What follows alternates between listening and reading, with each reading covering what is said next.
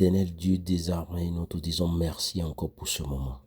Que toute la gloire te revienne et que nous soyons soumis à toi. Dans le nom de Jésus-Christ. Amen.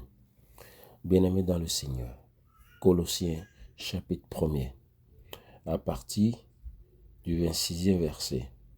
En vous faisant connaître le secret de son plan tenu caché depuis toujours, de génération en génération, mais qui s'accomplit de façon manifeste pour ceux qui lui appartiennent. Le plan de Dieu, c'est pas à l'église. Le plan de Dieu, ce n'est pas dans le livre. Le plan de Dieu n'est pas dans l'acquisition des diplômes. Le plan de Dieu, ce n'est pas dans le fait d'avoir été à l'école. Le plan de Dieu n'est pas dans tout ce que ce monde présente comme procédure pour pouvoir devenir quelqu'un sous le soleil. Mais la Bible nous dit ici que ce plan est tenu caché. Les hommes ne l'ont pas. Les hommes ne savent pas là où se trouve. Mais Dieu a mis ça quelque part. Et Dieu manifeste ça de génération en génération. Mais à qui? À ceux qui lui appartiennent. Maintenant, précisément qui? La Bible nous dit toujours dans le verset 27, car Dieu a voulu leur faire connaître quelle est la glorieuse richesse que renferme le secret de ce plan. Et voici ce secret, le Christ est en vous. C'est ça le secret. Christ en vous, lui en qui se concentre l'espérance de la gloire à venir. L'espérance de la gloire à venir. Lorsque nous parlons de l'avenir, nous parlons de l'espérance. Et nous parlons de l'espérance, c'est concernant le futur. Alors ceux qui réussissent ont quelque chose en eux. Si vous êtes enfant de Dieu, ce qui est en vous définira votre succès, votre réussite. Ce matin, je voudrais m'attarder un peu sur un élément comme ajout. Et cet élément, pour montrer l'aspect Christ en vous, si vous lisez le livre de 1 Corinthiens chapitre 3 verset 16, ça dit, ne savez-vous pas que vous êtes le temple de Dieu et que l'Esprit de Dieu est en vous? Ça, c'est déjà un élément qui dit que Christ est en nous. Alors, la manifestation de ce secret de génération en génération commence d'abord par l'appartenance à Dieu, ça fait 1. Et de 2, la révélation se présente par l'habitation de Christ en nous. C'est ça le deuxième élément. Et la Bible nous dit que la révélation se fait par l'Esprit de Dieu. Si vous lisez 1 Corinthiens 3,16, et que l'Esprit de Dieu habite en vous.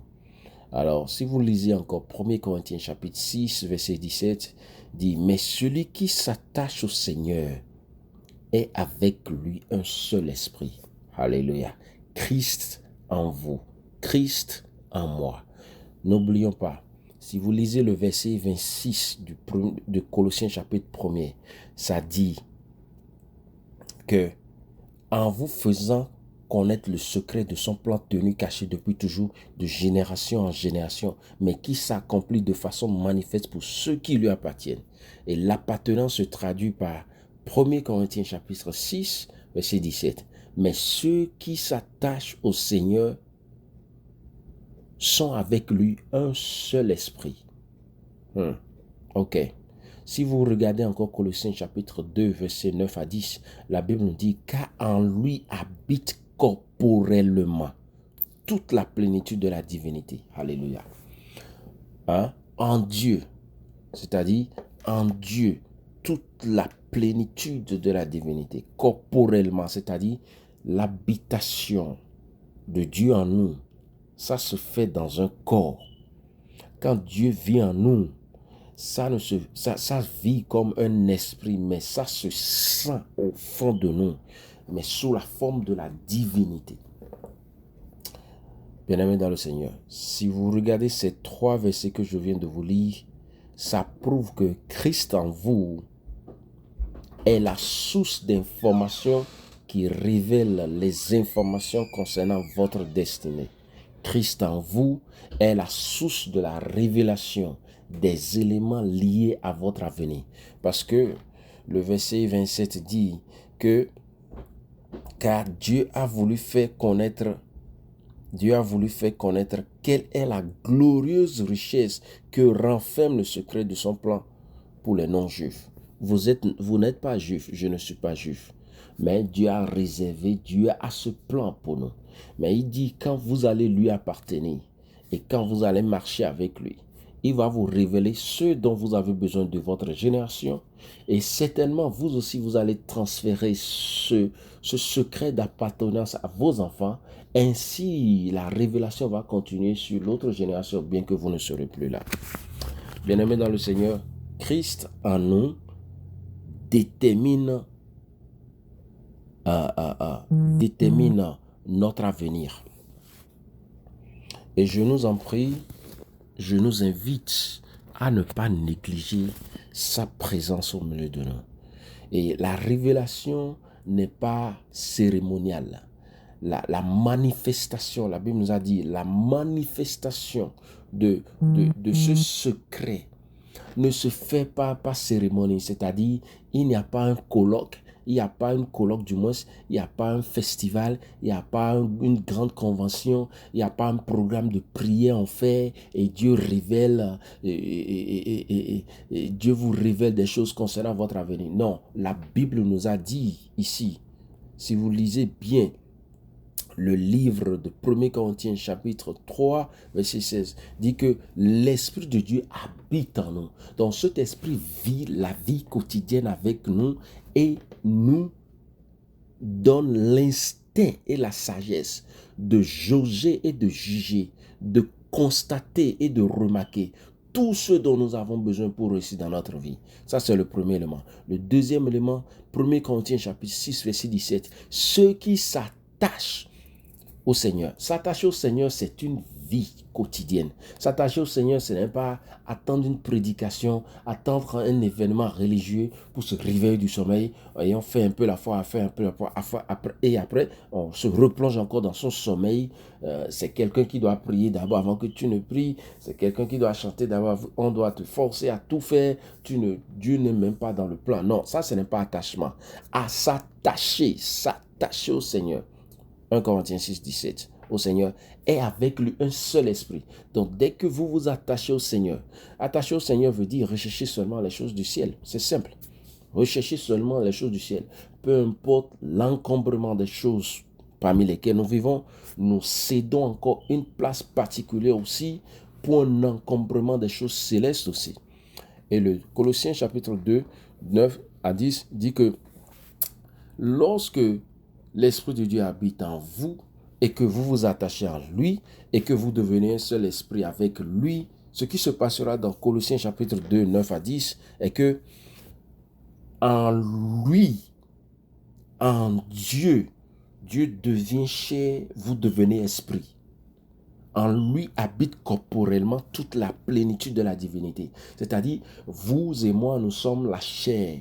Mais lorsque nous habitons en lui, nous sommes son temple, son esprit habite en nous et que nous nous attachons à lui, d'abord le livre de Jean nous a dit, si vous demeurez en moi et que mes paroles demeurent en vous, demandez tout ce que vous voulez et que cela vous sera donné.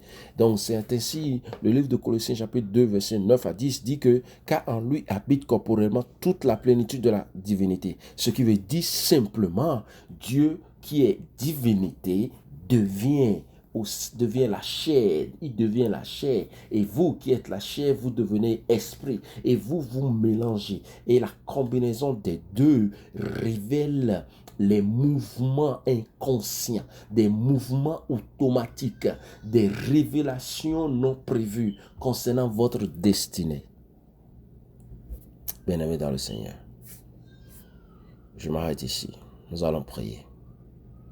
Nous allons prier, nous allons prier, nous allons prier, nous allons prier, nous allons prier.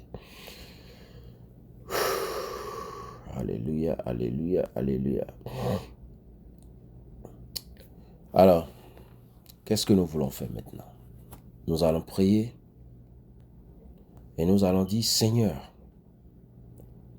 désormais, que ton Esprit Saint prenne contrôle de ma vie.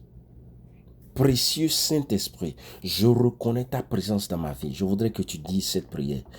Précieux Saint-Esprit, je reconnais ta présence dans ma vie. Tu es le berger de mon âme, celui qui me guide dans la parfaite volonté de Dieu. Merci de m'avoir emmené dans mon glorieux héritage en Jésus-Christ, car par toi je possède et j'apprécie mon héritage aujourd'hui et toujours au nom de Jésus-Christ. Prions dans le nom de Jésus. Éternel Jéhovah, je te dis merci par le biais de ton Saint-Esprit. Je reconnais la présence de Saint-Esprit dans ma vie. Le Saint-Esprit est le berger de mon âme. Le Saint-Esprit est le guide parfait de la volonté de Dieu dans ma vie. Je ne fais plus rien moi-même. Éternel, je te remercie par le biais de ton Esprit que tu m'amènes dans mon glorieux héritage en Jésus-Christ.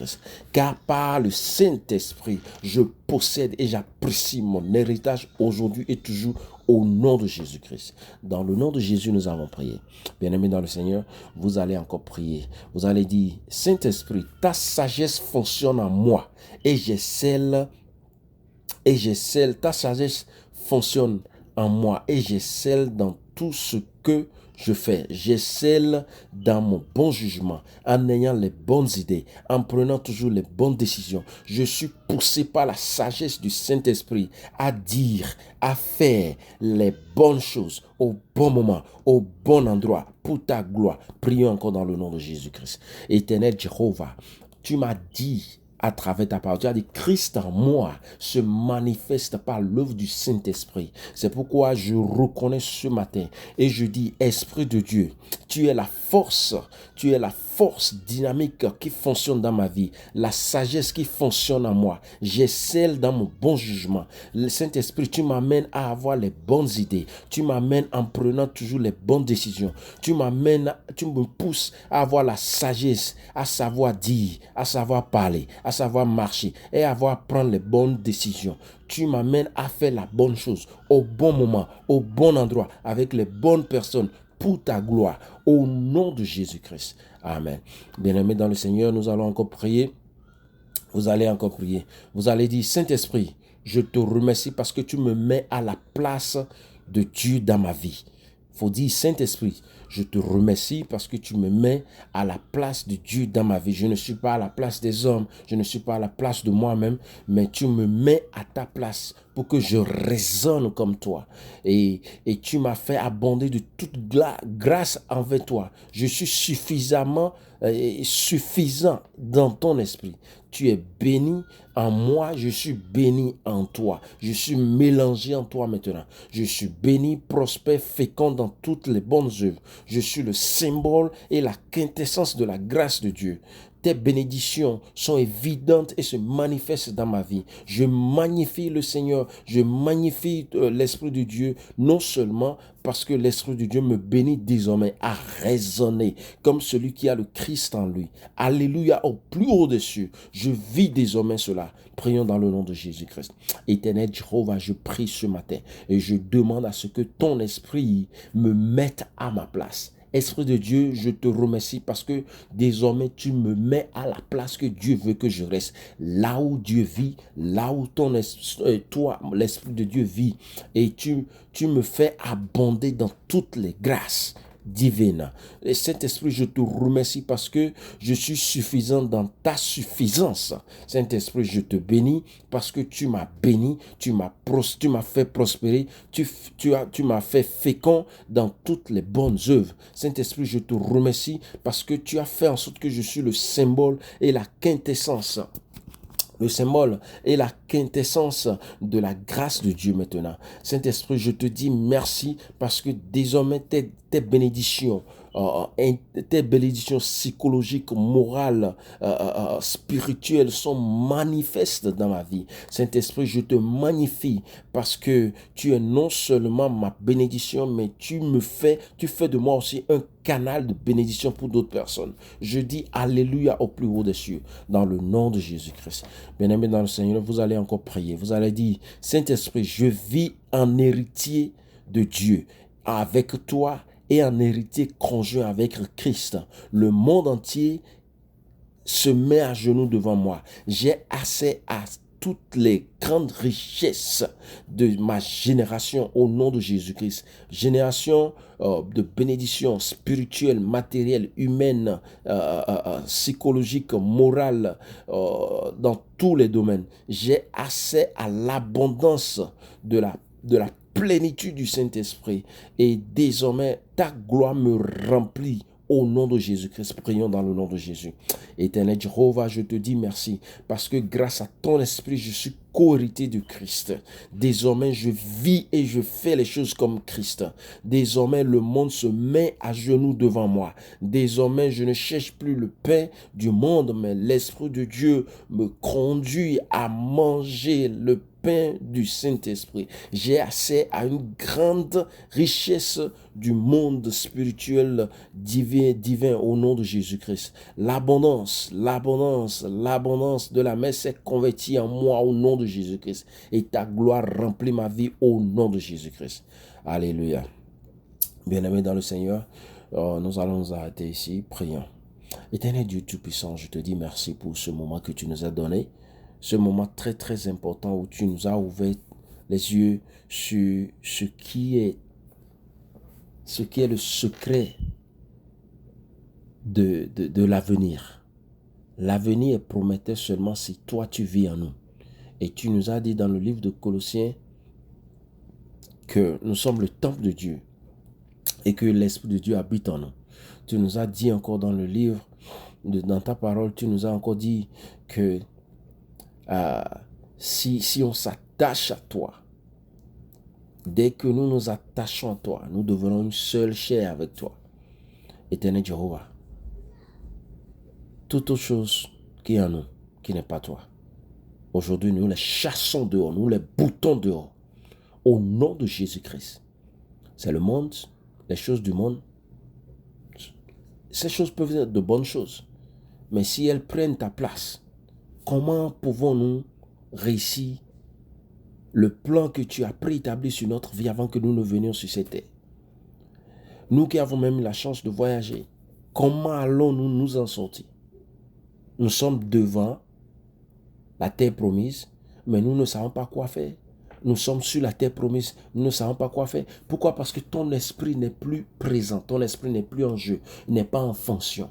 Seigneur, nous cédons la place. Nous cédons la place à l'Esprit de Dieu en nous. Parce que nous avons vu ici que le succès, la prospérité, la grande richesse mentionnée dans le livre de Colossiens, révélée de génération en génération, comme secret tenu par Dieu lui-même, se fait seulement si Christ est en nous. Christ, aujourd'hui, vit en nous par le biais de ton esprit. Seigneur, or, ce monde aussi a beaucoup d'autres esprits. Les esprits de l'argent, les esprits de travail, les esprits occidentaux, les esprits africains, des esprits diaboliques, des esprits humains, des esprits de péché, des esprits, plusieurs autres esprits sont aussi là. Mais Seigneur, je ne voudrais pas que ces esprits puissent prendre contrôle dans notre vie. C'est pourquoi je dis maintenant, et j'ouvre la porte de mon cœur, de ma maison, de ma vie, de mes pensées, de mes projets, de mon avenir, de ma vie. J'ouvre la porte là grandement, que l'Esprit de Dieu vienne prendre place dans notre vie au nom de Jésus-Christ. Esprit de l'Éternel, prends place dans notre vie.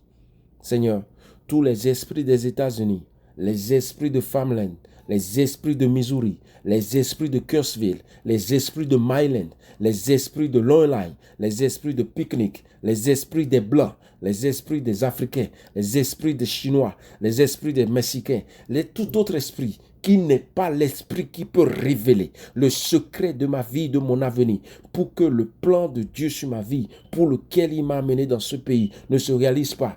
Au nom de Jésus-Christ, ces esprits se soumettent à l'Esprit de Dieu en moi au nom de Jésus. L'Esprit de Dieu prend le contrôle dans ma vie, dans ma maison, partout où je passe. Que les autres esprits des environnements que je fréquente ne dominent pas au nom de Jésus. Que tous ces esprits soient récessifs et que l'Esprit de Dieu habite en moi et soit dominant. Je bénis tous mes frères, mes sœurs, dans le nom de Jésus-Christ. Amen.